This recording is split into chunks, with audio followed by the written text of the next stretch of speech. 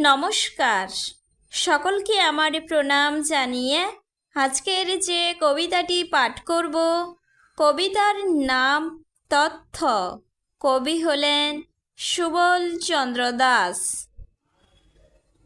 এমন তথ্য সব জীবনে কিছু না কিছু রয়, সবার কাছে সহজভাবে প্রকাশযোগ্য নয়।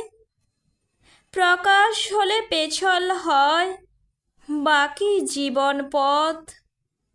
এখানে কভু মিলে না জানি সবার মতামত।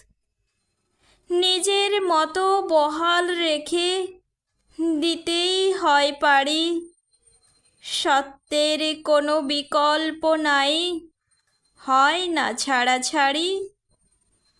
সবার সাথে আছেন যিনি, যায় না তারে দেখা, গোপন তথ্য সবার মনে, সবটা রয় লেখা।